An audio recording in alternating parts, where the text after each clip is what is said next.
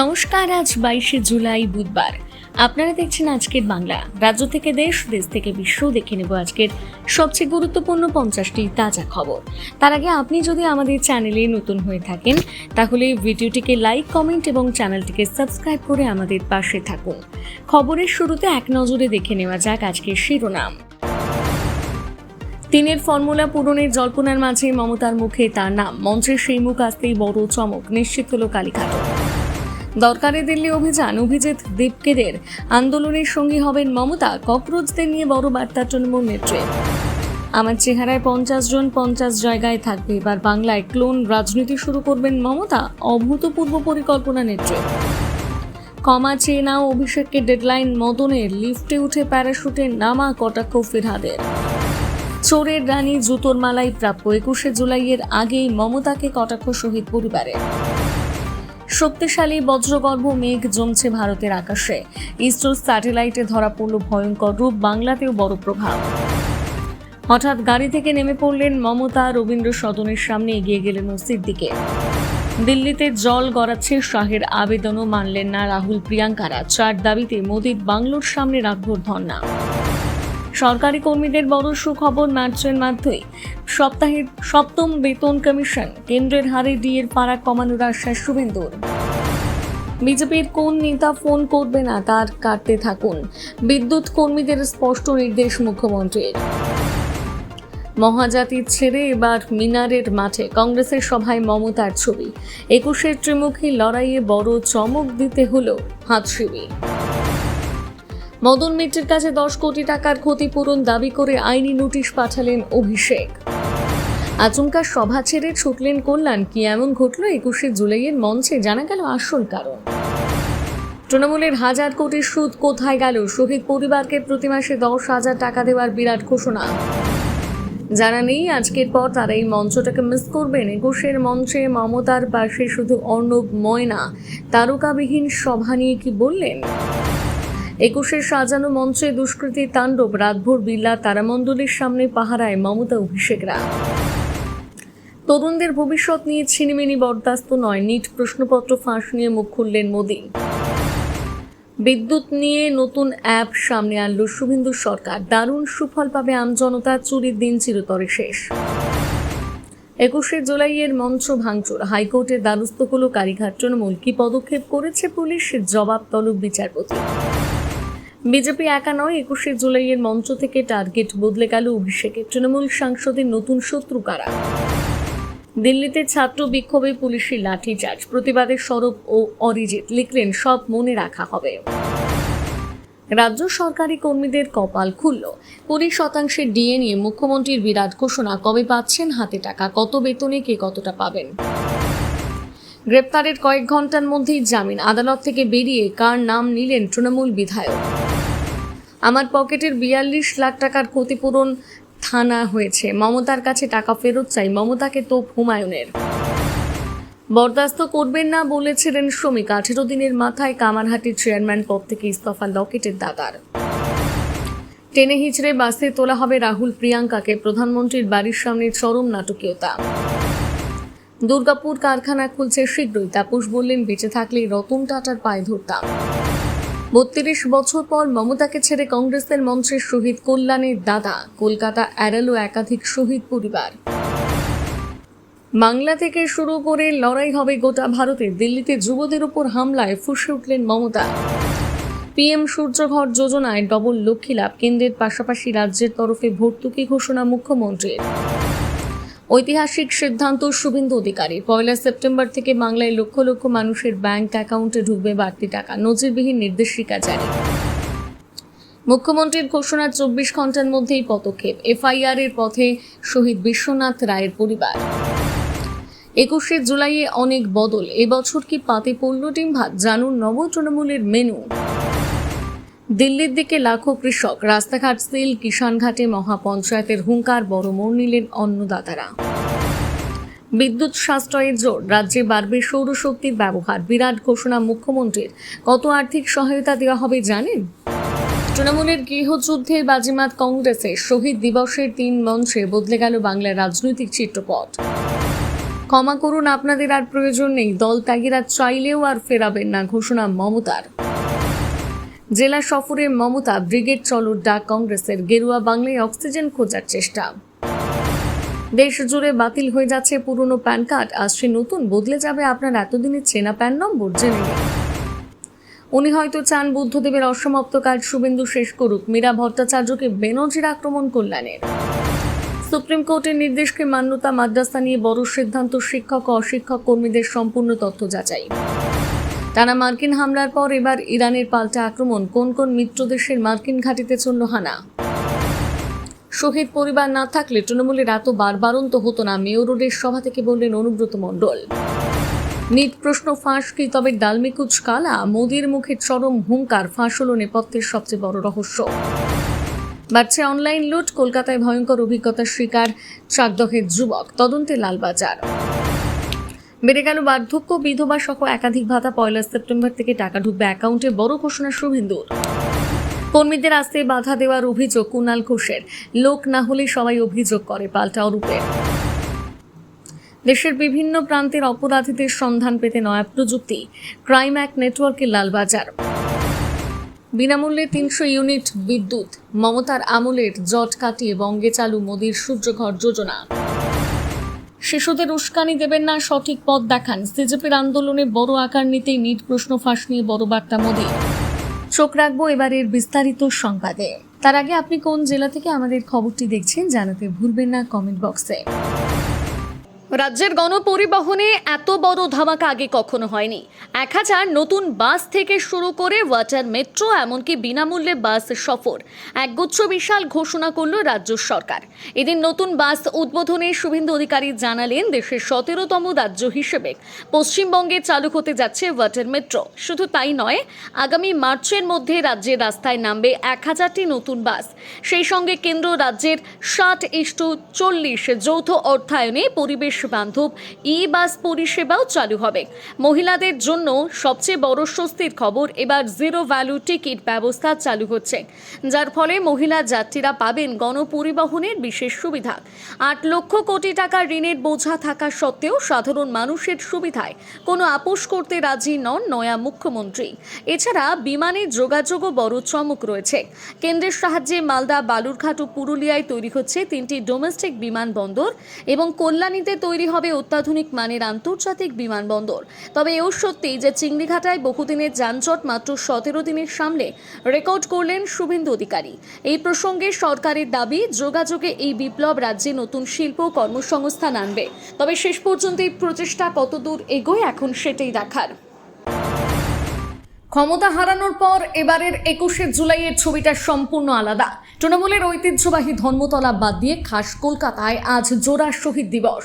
একদিকে মেয়র রোডে ঋতব্রত বন্দ্যোপাধ্যায়ের সভা, অন্যদিকে তারামণ্ডলের সামনে ক্যাথিড্রাল রোডে মমতা বন্দ্যোপাধ্যায়ের ঐতিহাসিক ডাক। কিন্তু সভার শুরুতেই ঘটল চরম বিপত্তি। কোনটা আসল সভা আর কোনটা যাবেন কোনটা আসল সভা আর কোথায় যাবেন তা নিয়ে চরম বিভ্রান্তিতে ছিলেন নিচুতলার কর্মীরা।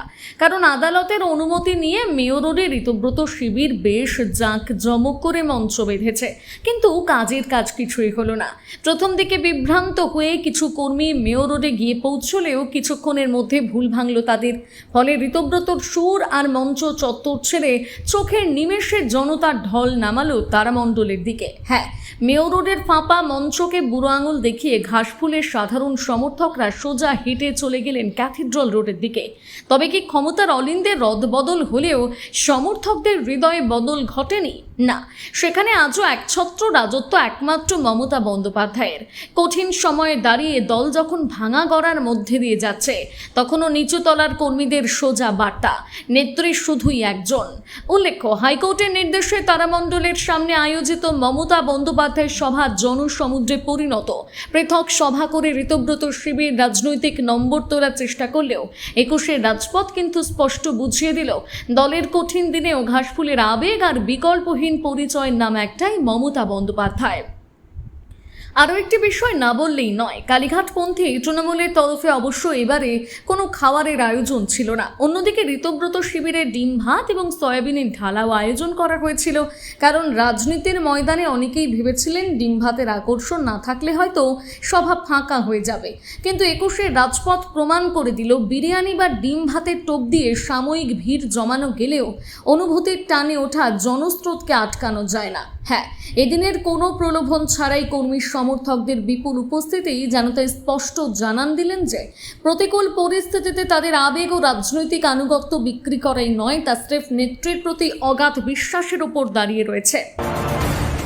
21শে জুলাইয়ে এক নয় তিনটি মঞ্চ, শহীদ দিবস ঘিরে তৃণমূলের প্রকাশ্য শক্তি প্রদর্শন, ঋতব্রত বনাম মমতা, আলাদা সমাবেশে তুঙ্গে রাজনৈতিক তরজা, মঞ্চ থেকে করা আক্রমণ পাল্টা জবাবে সরগরম রাজ্য রাজনীতি, কলকাতার বুকে একই দিনে 3 শিবির, নতুন সমীকরণের ইঙ্গিত।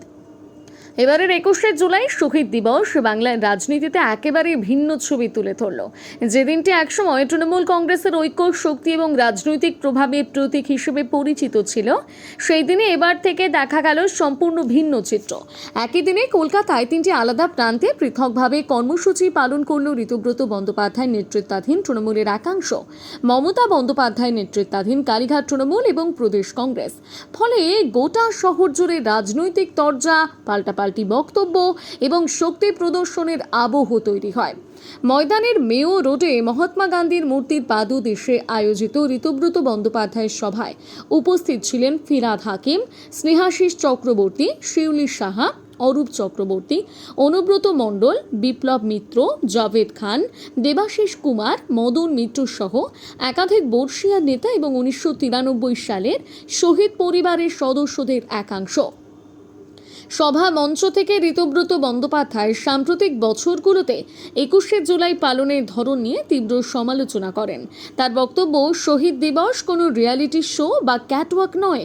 তিনি অভিযোগ করেন, প্রকৃত রাজনৈতিক কর্মীদের গুরুত্ব না দিয়ে এতদিন অনুষ্ঠানে অন্যদের বেশি প্রাধান্য দেওয়া হয়েছে, যা শহীদ দিবসের মূল ভাবনাকে আঘাত করেছে। নিজের বক্তব্যে ঋতব্রত আরও একটা গুরুত্বপূর্ণ বিষয় তুলে ধরেন। তিনি 1993 সালে 21শে জুলাইয়ের পুলিশ গুলি চালনা নিয়ে গঠিত বিচারপতি সুশান্ত চট্টোপাধ্যায় কমিশনের রিপোর্ট প্রকাশ্যে না আনার প্রশ্ন তোলেন। পাশাপাশি তার অভিযোগ, কমিশনের সুপারিশ অনুযায়ী নিহতদের পরিবারকে 25 লক্ষ টাকা এবং আহতদের 5 লক্ষ টাকা ক্ষতিপূরণ দেওয়ার কথা থাকলেও বাস্তবে অনেক কম অর্থ দেওয়া হয়েছে। এই বিষয়টি নিয়ে তিনি সরাসরি মমতা বন্দ্যোপাধ্যায়ের ভূমিকার সমালোচনা করেন। ফলে শহীদ দিবসের মঞ্চ থেকে রাজনৈতিক সংঘাত আরও তীব্র হয়ে ওঠে। অন্যদিকে ক্যাথিড্রাল রোডে কালীঘাট তৃণমূলের সভা থেকে দলীয় ঐক্যের বার্তা দেন মমতা বন্দ্যোপাধ্যায়। দল ত্যাগীদের উদ্দেশ্যে কড়া ভাষায় তিনি বলেন, যারা দল ছাড়তে চান তারা বিজেপির পার্শ্ববালিশ না হয়ে সরাসরি বিজেপিতে যোগ দিন। তিনি দাবি করেন, নানা ষড়যন্ত্র সত্ত্বেও তৃণমূল ভাঙবে না এবং কর্মীদের ঐক্যবদ্ধ থাকবার আহ্বান জানান। একই সঙ্গে বিভিন্ন জেলা থেকে আসা কর্মীদের যাতায়াতের অসুবিধের জন্য দুঃখ প্রকাশ করে তাদের উপস্থিতির জন্য ধন্যবাদ জানান। এই সভা থেকে তৃণমূলের সর্বভারতীয় সাধারণ সম্পাদক অভিষেক বন্দ্যোপাধ্যায় তীব্র আক্রমণ শানান বিরোধী শিবির এবং তদন্তকারী সংস্থাগুলোর বিরুদ্ধে। তিনি দাবি করেন, ইডি, সিবিআই, আয়কর দপ্তর, সিআইডি বা এসটিএফ কোনো সংস্থাই তৃণমূলকে ভয় দেখাতে পারবে না। তার বক্তব্য, যত বাধাই আসুক না কেন দল পিছিয়ে যাবে না। একই সঙ্গে তিনি মমতা বন্দ্যোপাধ্যায়ের কাছে আবেদন জানান, যারা কঠিন সময় দল ছেড়ে চলে গিয়েছেন তাদের ভবিষ্যতে আর দলে ফিরিয়ে না নেওয়া হোক। অন্যদিকে শহীদ মিনার চত্বরে পৃথকভাবে শহীদ দিবস পালন করে প্রদেশ কংগ্রেস। ফলে একই দিনে কলকাতা 3টি ভিন্ন প্রান্তে 3টি বড় রাজনৈতিক কর্মসূচি হওয়ায় শহরের রাজনৈতিক আবহ ছিল সম্পূর্ণ আলাদা।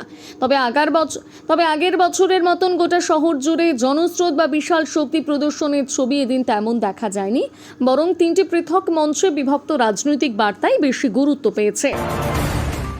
রাজ্যে পালা বদলের পর প্রতিশ্রুতি পালনে আরও এক বড় পদক্ষেপ নিলেন মুখ্যমন্ত্রী শুভেন্দু অধিকারী। মঙ্গলবার সন্ধ্যায় নিজের বিধানসভা কেন্দ্র ভবানীপুরে বিধায়কের নতুন কার্যালয়ের শুভ উদ্বোধন সেরে ফেললেন তিনি।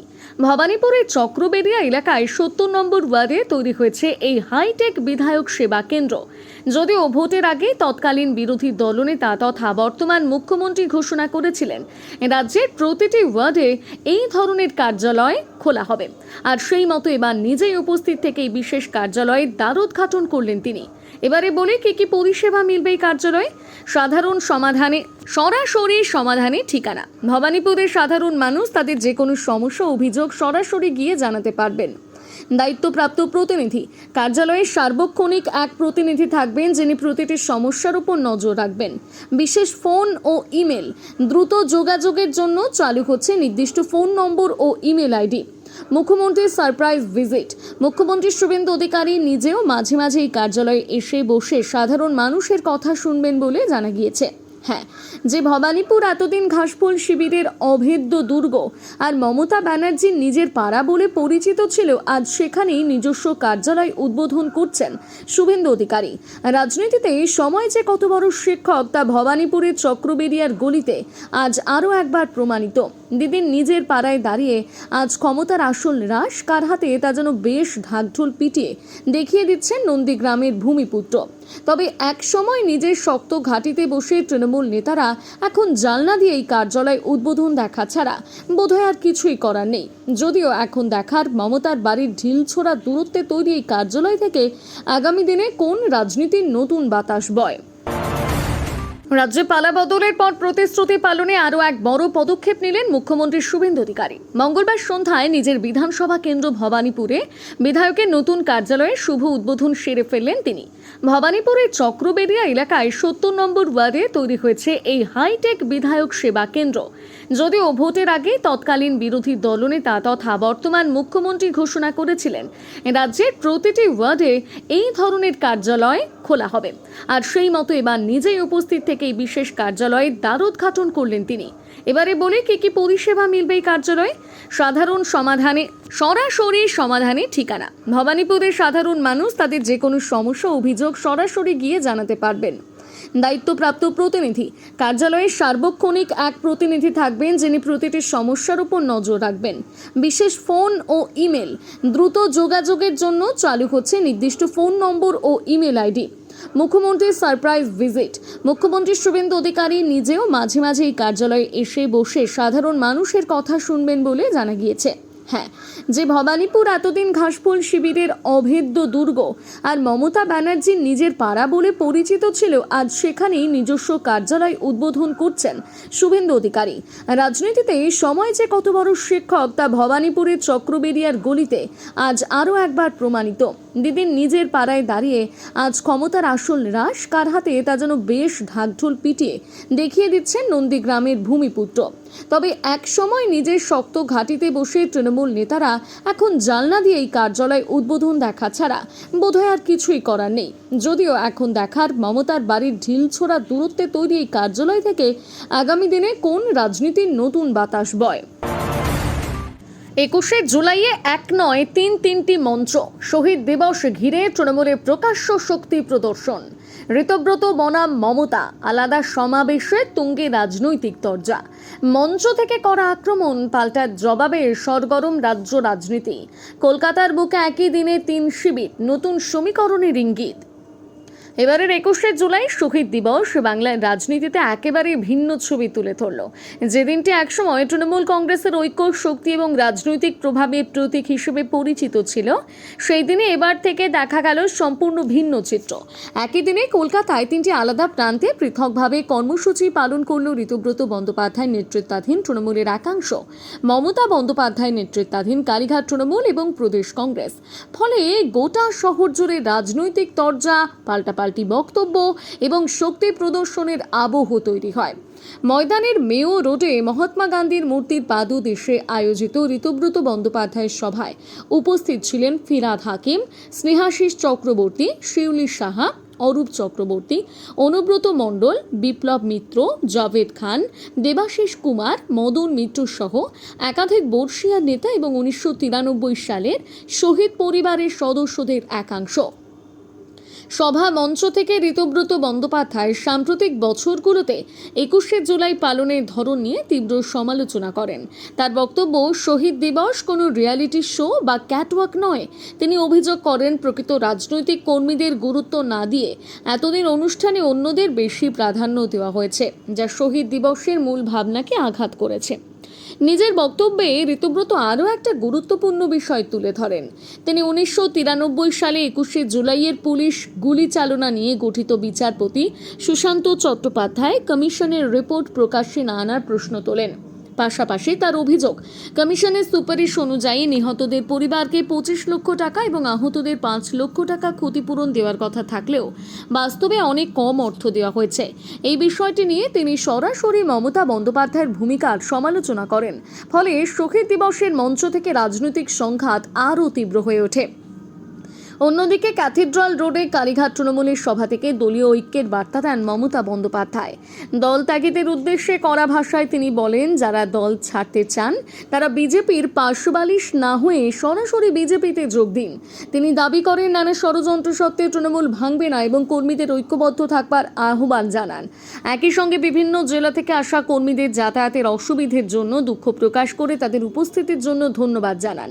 এই সভা থেকে তৃণমূলের সর্বভারতীয় সাধারণ সম্পাদক অভিষেক বন্দ্যোপাধ্যায় তীব্র আক্রমণ শানান বিরোধী শিবির এবং তদন্তকারী সংস্থাগুলোর বিরুদ্ধে। তিনি দাবি করেন, ইডি, সিবিআই, আয়কর দপ্তর, সিআইডি বা এসটিএফ কোনো সংস্থাই তৃণমূলকে ভয় দেখাতে পারবে না। তার বক্তব্য, যত বাধাই আসুক না কেন দল পিছিয়ে যাবে না। একই সঙ্গে তিনি মমতা বন্দ্যোপাধ্যায়ের কাছে আবেদন জানান, যারা কঠিন সময় দল ছেড়ে চলে গিয়েছেন তাদের ভবিষ্যতে আর দলে ফিরিয়ে না নেওয়া হোক। অন্যদিকে শহীদ মিনার চত্বরে পৃথকভাবে শহীদ দিবস পালন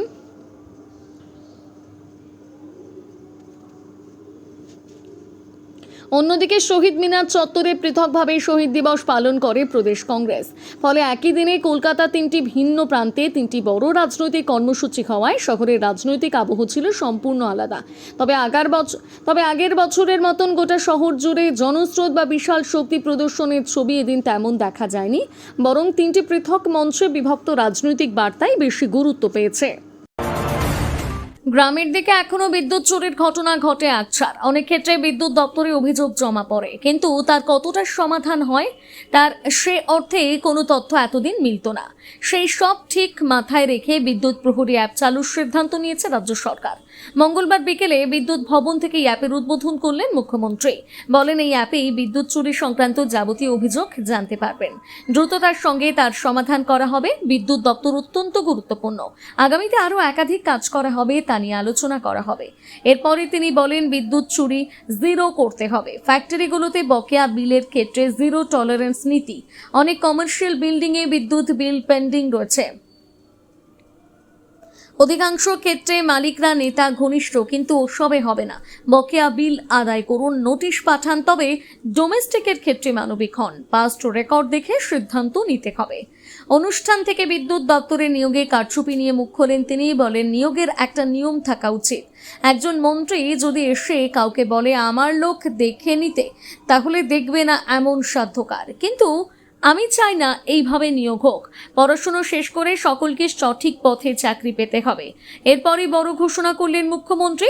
জানালেন, বিদ্যুৎ দপ্তরের নিয়োগ পাবলিক সার্ভিস কমিশনে দিয়ে দেওয়া হবে। চলুন এবারে জেনে নেওয়া যাক কিভাবে ব্যবহার করবেন বিদ্যুৎ প্রহরী অ্যাপ। অ্যান্ড্রয়েড ব্যবহারকারীরা প্লে স্টোরে গিয়ে সার্চ করুন বিদ্যুৎ প্রহরী, পেয়ে যাবেন অ্যাপটি।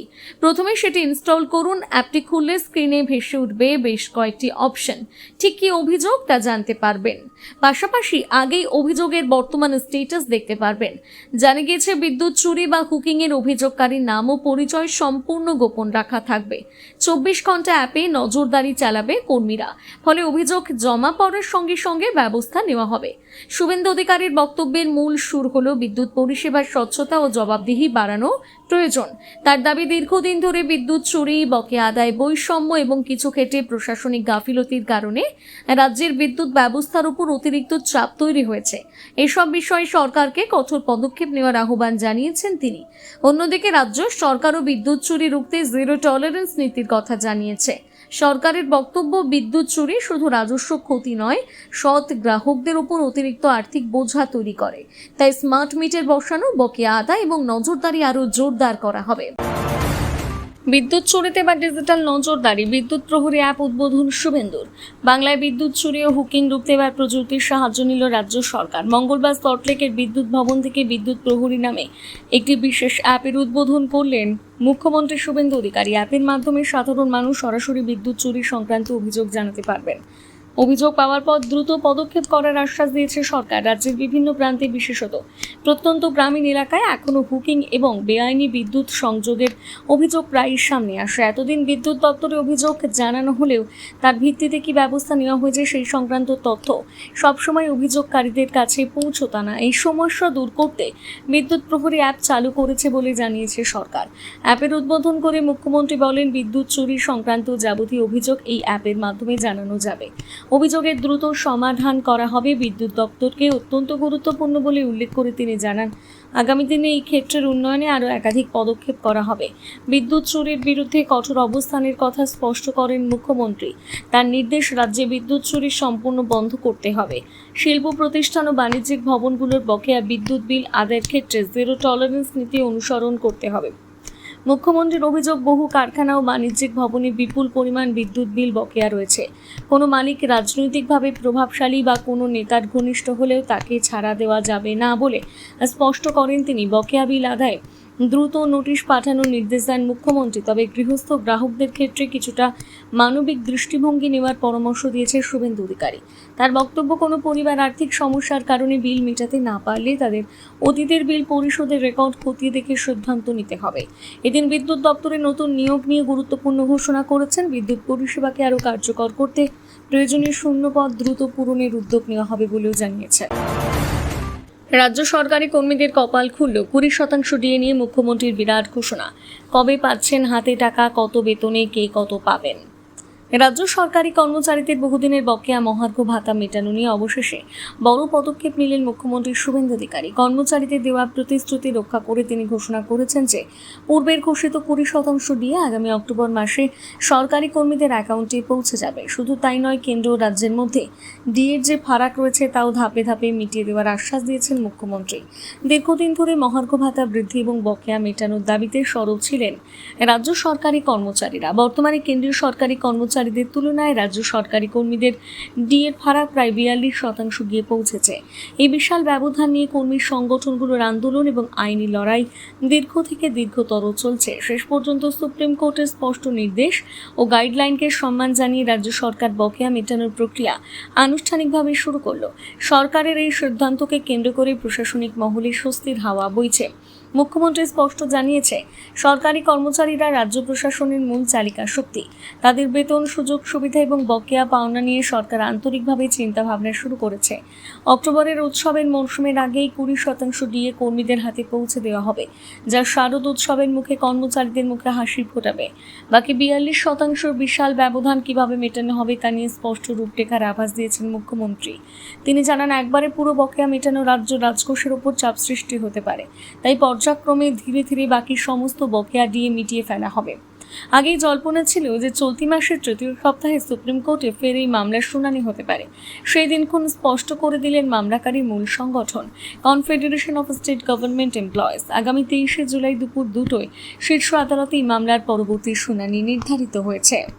আজকের মতো সংবাদ এই পর্যন্তই। প্রতিনিয়ত খবর দেখতে অবশ্যই আমাদের চ্যানেলটিকে সাবস্ক্রাইব করুন। ধন্যবাদ।